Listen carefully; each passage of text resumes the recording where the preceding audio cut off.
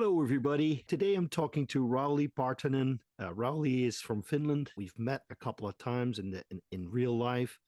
We're both passionate about, energy, nuclear in particular. And Rauli has some really, really interesting stuff to say about waste disposal. So, Rauli, please tell us what you're working on. I don't know why you did the. So Well, yeah, I always think about the intermediate stuff. I'm like, oh, you just want to dispose yeah, of it once you're done with it. yeah, for sure.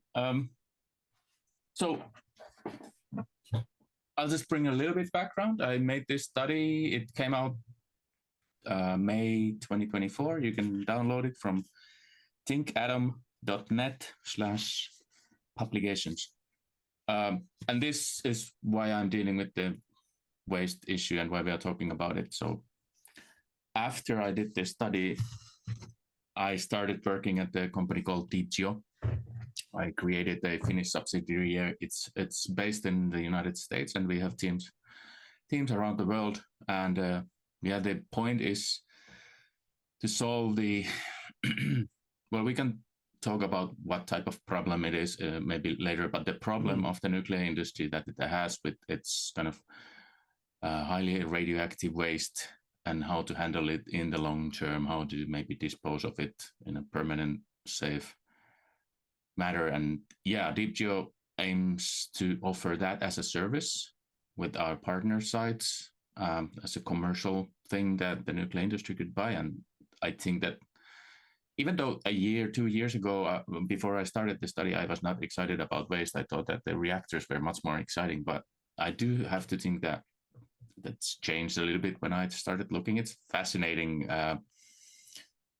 what the waste is, how we think about it, how we talk about it, how we regulate it, police it, and all that stuff, and how we have not been able to dig a hole, put it in a canister, put the waste in the hole, and forget about it. Except now in Finland, that's coming up soon. So, yeah, maybe that's enough of an introduction.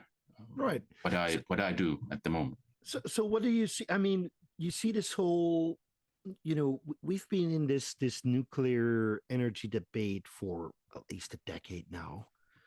And for some reason, the waste comes up over and over again, which is understandable because nobody is really being informed about it. Why is it that you think that people are non-informed? I don't want to say misinformed because there is no information. Well, I would actually go to the misinformed route because what? Well, I don't have studies to cite on this, but what I think that people think as nuclear waste is something they have gathered from popular media like Simpsons and maybe some movies and stuff like that. That it's this maybe liquid, maybe it glows, very hazardous, causes mutations like that, and all this stuff. When in reality, it's solid, small pellets that are not flowing, not glowing, not dissolving easily, not escaping under their own power or even downhill. So it's a solid pellet. It's what you want your waste to be. It's as easy to handle as you can have. Although, of course, it's radioactive and you shouldn't handle it without care. But yeah, we have facilities. Yeah. I had this kind of silly, but some people find it funny comparison. Is that I have a fireplace that's like a closed off fireplace that I use you can bake bread and stuff like that when you heat it up. Mm-hmm. So there's an energy storage in it. And I say that, yeah, it's kind of comparable to that you can have fire in there and it's extremely dangerous if you put your head in the oven when there's fire, but it's managed and it controlled, and there's facilities around the fire to make it safe. Yeah. So we just get the nice warmth and the benefits from that.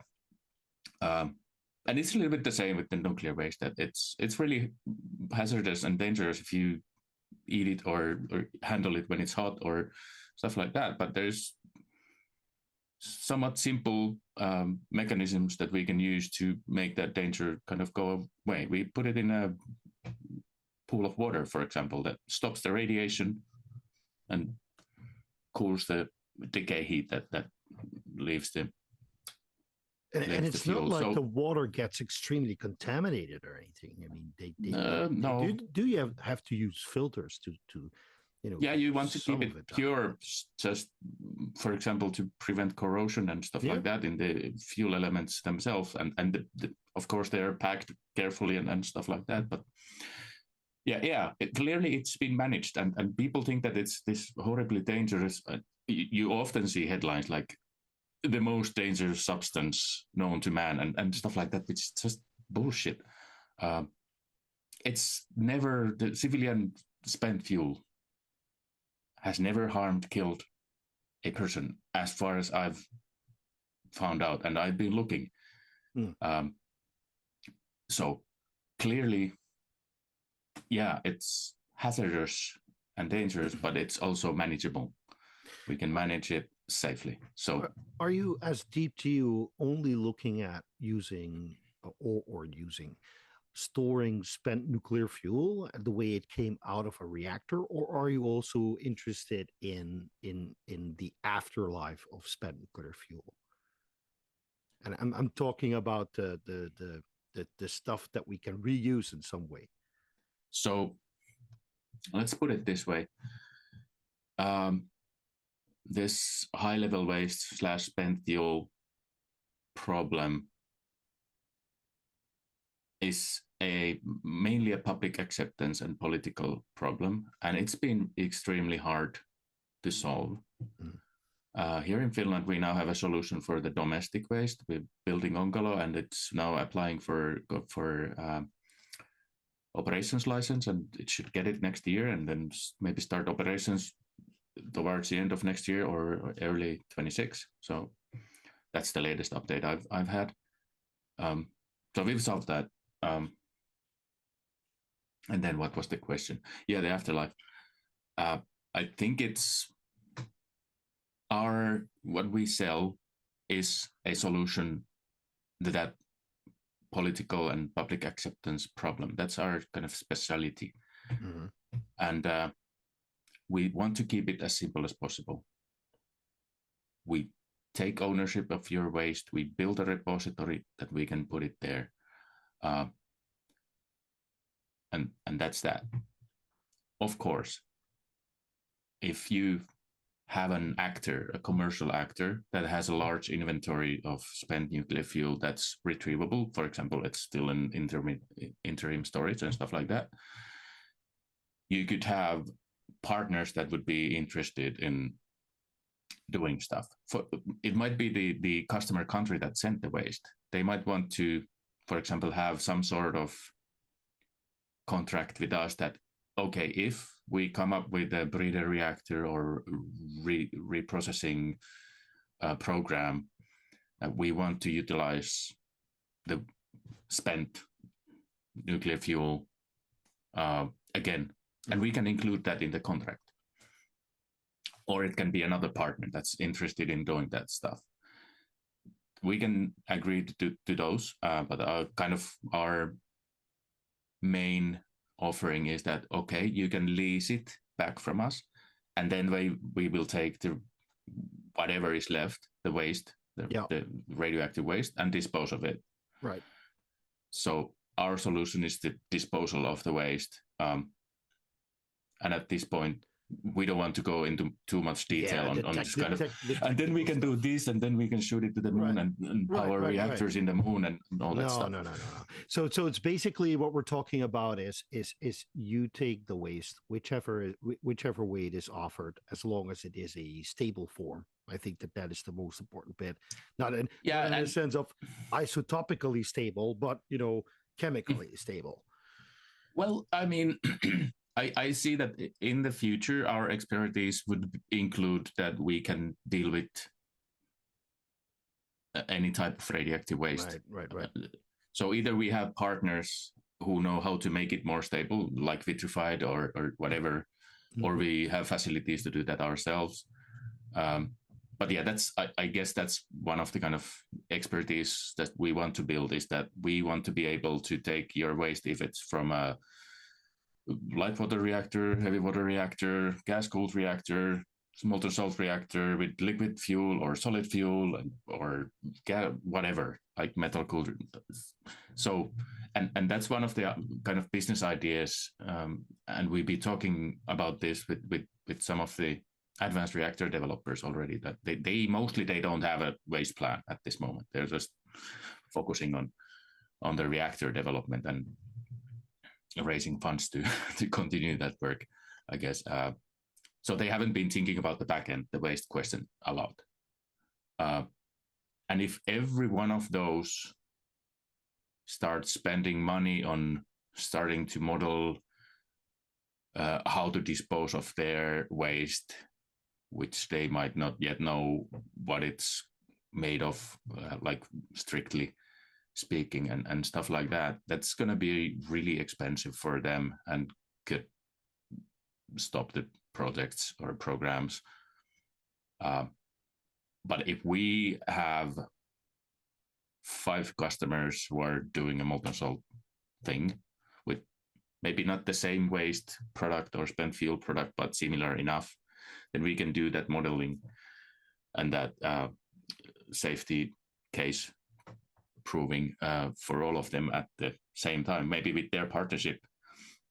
But it's kind of pooling resources and doing the work once instead of doing it 5 times in different places. And I think that makes sense. That's a great idea. I mean, you're essentially creating a kind of a one-stop shop for all your nuclear waste issues.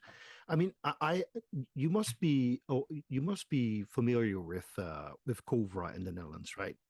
So we have it's not a real commercial operation, but it operates like a commercial operation, in the sense that if you produce radioactive waste, even hospitals or people who work on roads or factories, there's loads of places that create radioactive waste that people aren't even aware of. You basically call them up and you say, okay, obviously you have a license, otherwise you can't call them up. You can't just start creating nuclear waste without a license, obviously. Hopefully. Yeah, but if you have that license and you have some waste to dispose of, you call them up, and they have the pickup service. Actually, they have vehicles to pick that stuff up, bring it to them, and then they can handle. They do low level waste, medium level waste, high level waste. So, I mean, I envision DeepGeo to become something similar like that, but then with the added dimension of having the end step, the final step. Right? Yeah. I mean, one way to look at us is that we aim to be an international waste management organization. Because now, whenever a country has a nuclear program, they also often create a waste management organization, WMO. And then they start to fund that through different means. It might be a fee collected from the production of nuclear energy, or it might be funded by the government, or a mixture. We could be that as a service, like as an international service, that we handle that maybe in cooperation with partnership of the local waste management organization, if there is that. Of course, we want to use their expertise and stuff like that. But yeah, I mean, and you mentioned transport. There's this fun thing that one of our partners said that, well, whenever you get your first repository, we aim to build large repositories. So whenever you get that like going and start getting customers, the same day you become the biggest nuclear materials transporter in the world, and you just buy one of the existing, because they're rather small compared to what we would be moving in the future. So certainly we could have that pickup service as well. Right. There is one one obstacle to that, at least currently, is that whenever you're moving spent fuel between countries, especially for disposal, you need to have a intergovernmental agreement with them. So it's not just like somebody calls us and we go there. They actually need to call their ministry, which calls our ministry, and then everybody discusses for 3 months, and then something happens.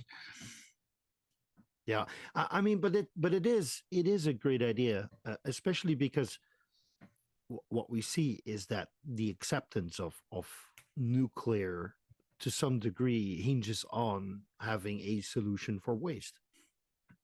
Yeah, public acceptance for sure, but also in the kind of funding environment, the European taxonomy for sustainable activities, they included nuclear, but one of the conditions was that you need to have a waste solution. And then there was this little bit arbitrary timelines, especially for new cover countries that don't have even a nuclear power plant yet. And they, according to the taxonomy rules, they should have an operational facility by 2050 for spent fuel, but they don't actually have cooled down spent fuel by that. So why would they have? No, anyway, beside the point.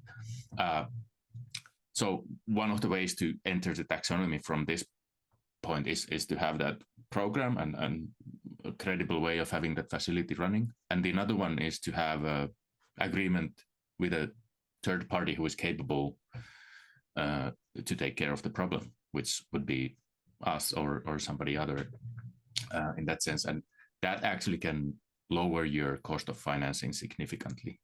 And what I mean by significant is that enough to pay for the service. Yeah. Maybe even multiple times, because especially you're building large reactors, the impact of like 2 percentage points on your financing for the whole 20 years of the program, like designing, preparing, and construction and starting to operate, can take 15-20 years maybe. The impact of that couple percentage points in your financing is huge. So especially with the long development time, right? With the long development time, that then you get the compounding pressure of all the financing. I mean, hopefully we can start building nuclear power plants much faster than what we have been doing, but it's still a big impact. And of course, the other one is the political acceptance of nuclear. One of the most common arguments against it, well, I guess after the price and economics, that has become the most common is but we don't have a solution for the waste. Well, actually, we have a solution. It's never harmed anyone. Been doing just fine. Building a DGR, a deep geological repository, is the next step of that, and it's actually one of the main arguments for that is that it will help bring costs down, because they will be passively safe facilities instead of you having to guard the pools of water or the dry cask storage facilities whenever. I mean, they have ongoing expenses, even though they might be cheap. Oh, yes.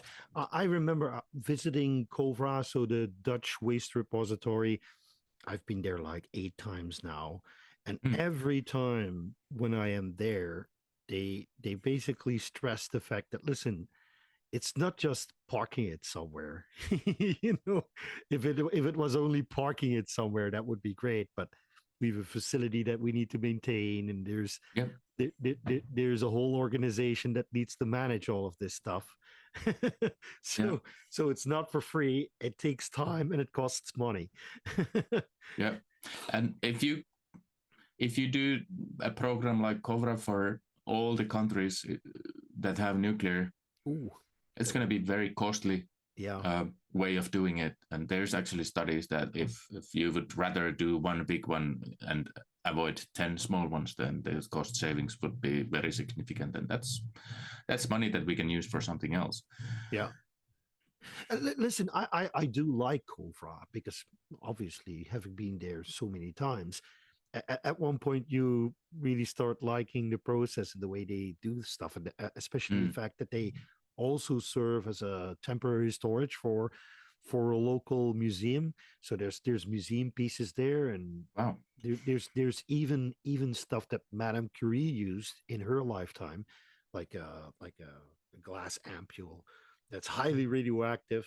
Yeah, yeah. It's History. there, and so there is a fun aspect about it, but I get what you're getting at. I mean, it has to make sense to do it that way.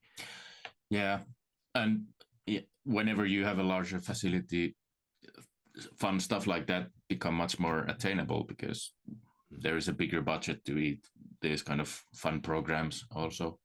There was one thing I mentioned, the lower cost that you would have and that you could use the money for other things, which kind of reminds me that we at DeepGeo, we do have a plan for that money, that so-called profit from doing an efficient operation, is that we plan to invest that back into the front end. So we want to fund new nuclear plants, especially in our partner countries and customer countries.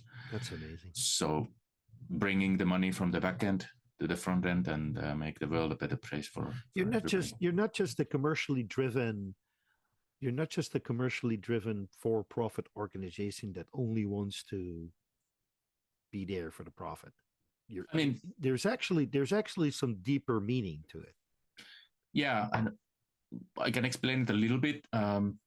So we plan, of course, the investors need their profits. That's why they invest in us.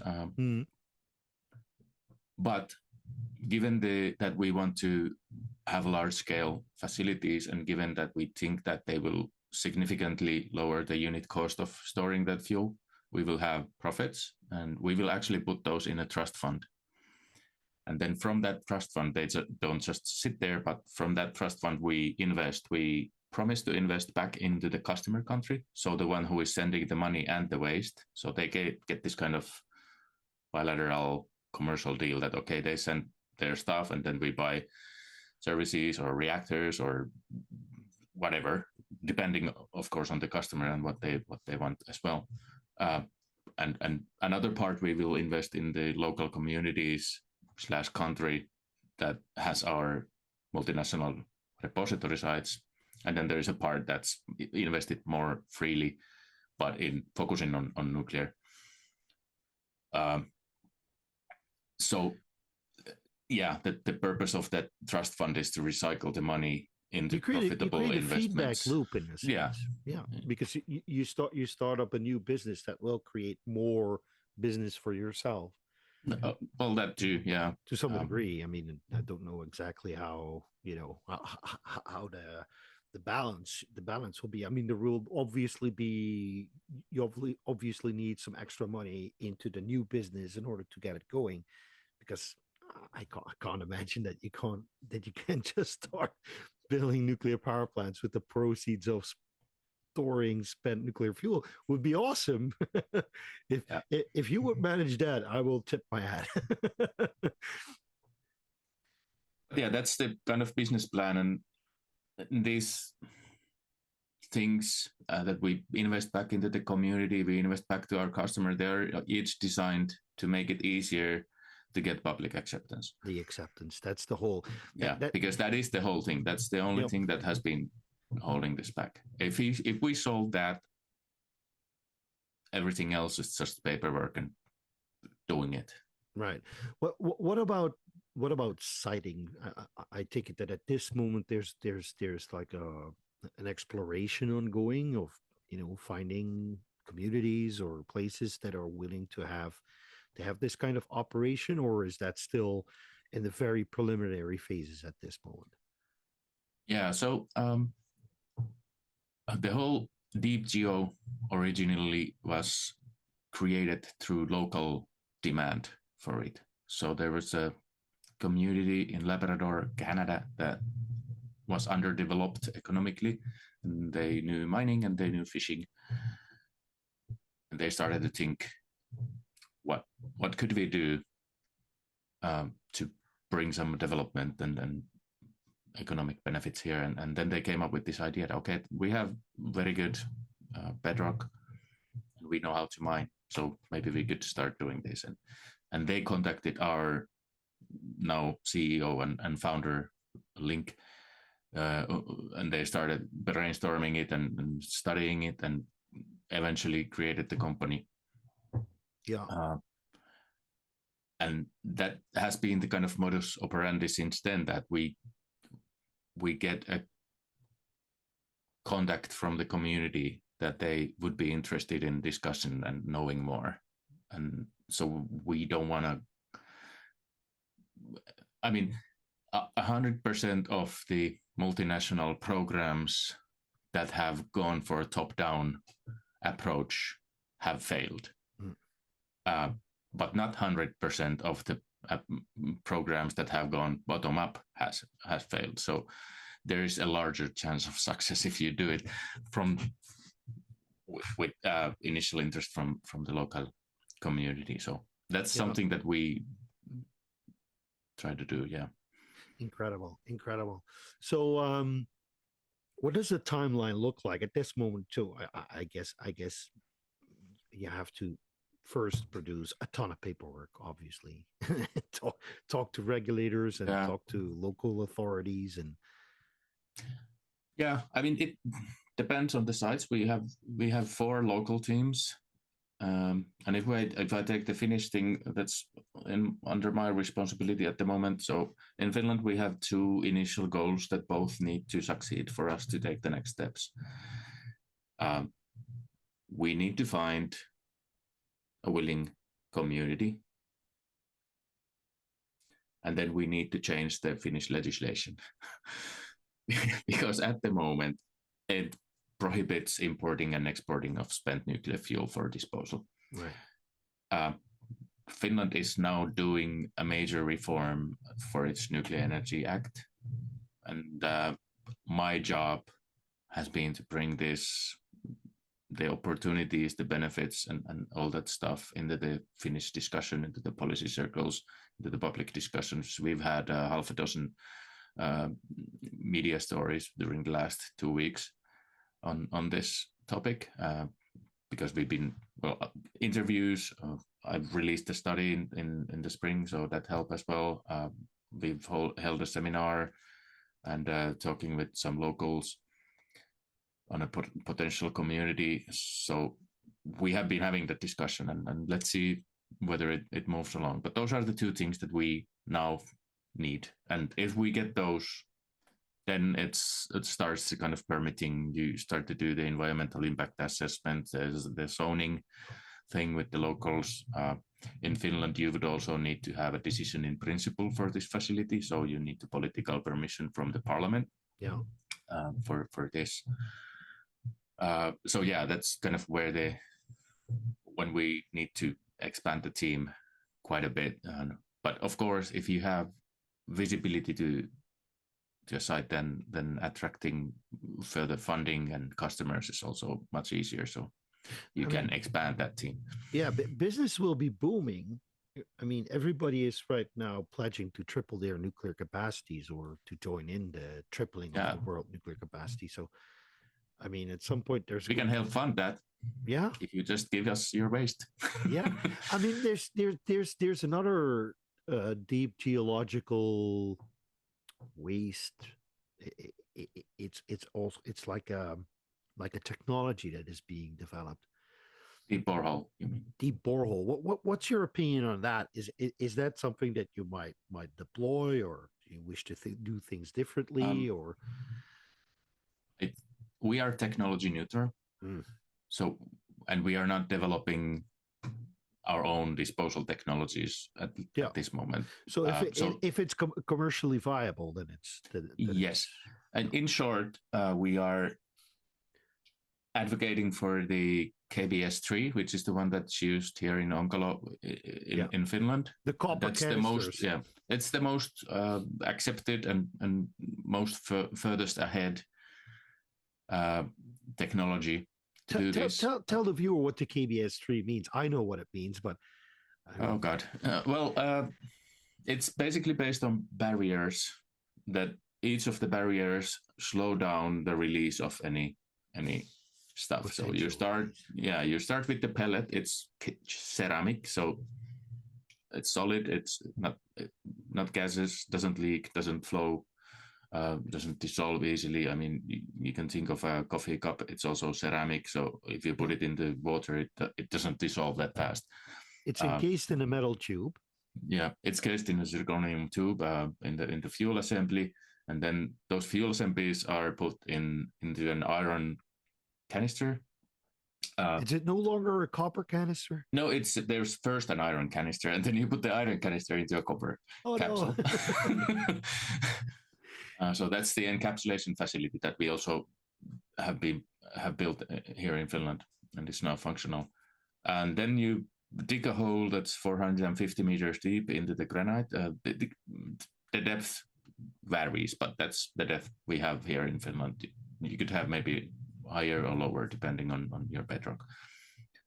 You take the copper capsule there and put it in a hole. You fill that hole with bentonite, which has this fancy property that it swells if it comes in touch with water. Water is the kind of main enemy there because it corrodes and eventually eats away at stuff. So you stop the water from flowing with the bentonite, and then you fill the whole tunneling system with bentonite and stuff. And you put a large concrete plug on the door. So these are barriers after barriers, kind of just slows down the advancement of any radioisotopes to come. And as I have now scared all your listeners that okay, it must be horribly dangerous stuff if you have to put it store it like this. I'll just continue and there's a small there was a study by Posiva, who is building the Onkalo, it's the company.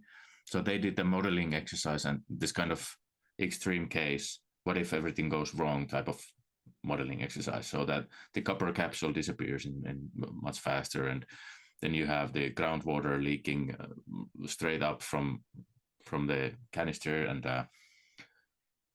you have a person that sits on the most contaminated square meter above the facility and only eats and drinks foods and water from that square meter. So it's like a not realistic scenario. So they live their whole life on that square meter.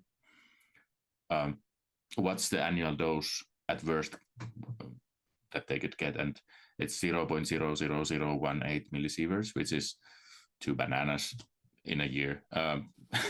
So it's the whole KBS3 is over-engineered from safety perspective. So there's likely a lot of cost savings that can be done with that.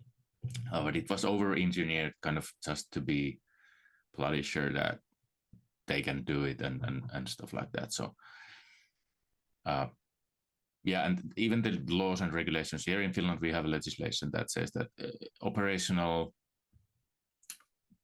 DGR facility cannot cause more than 0.01 millisieverts of radioactive dose in a year to the population that lives there, while the population now gets 5.99 millisieverts from other sources. Living near granite.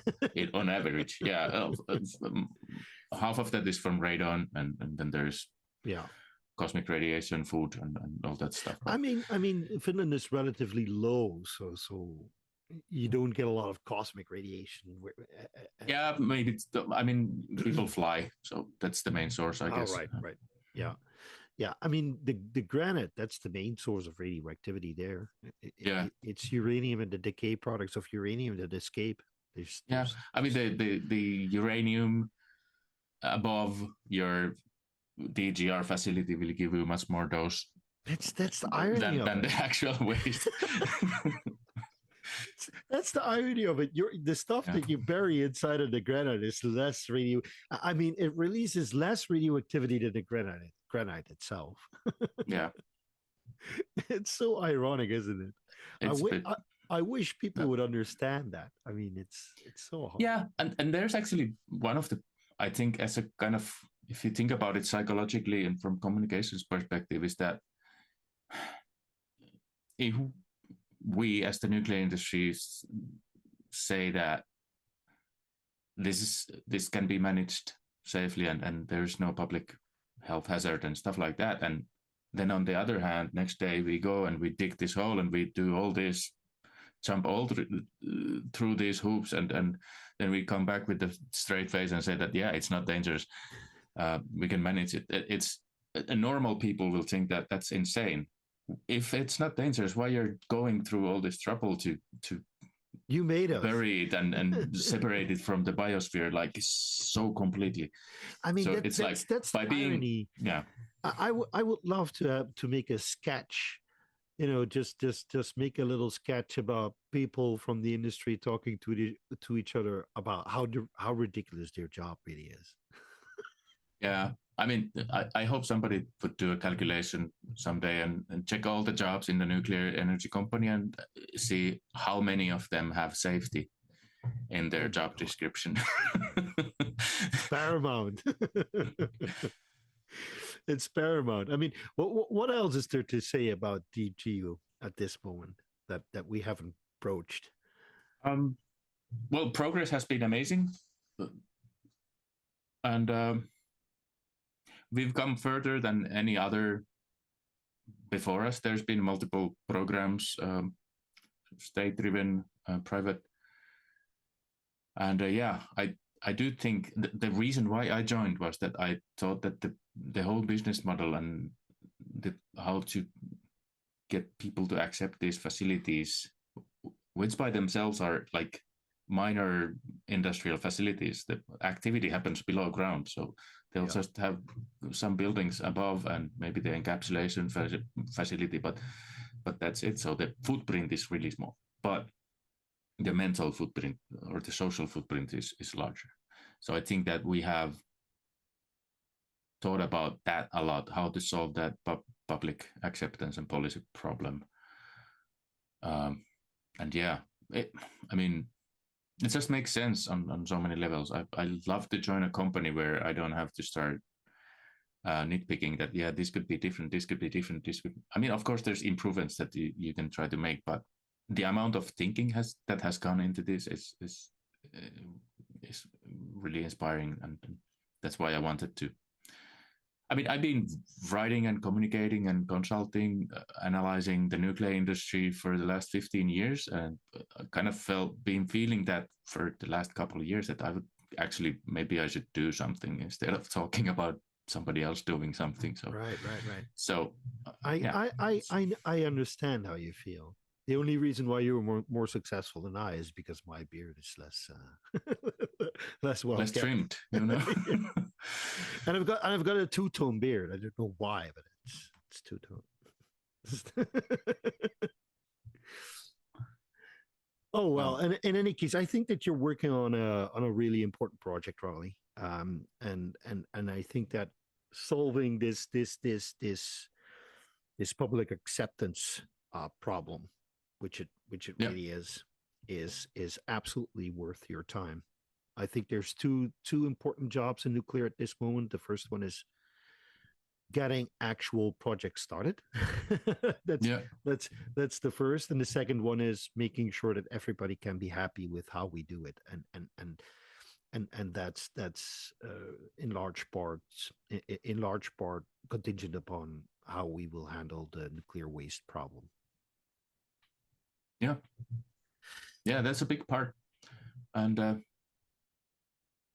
yeah, there's a lot of resources there that can be brought to the front end of funding new programs. So yeah, with that, you've reached the end of this video, my friends. I really want to wish Rauli success with this endeavor, and I want to thank you all for watching today. May the strong force be with you. Bye-bye. Bye.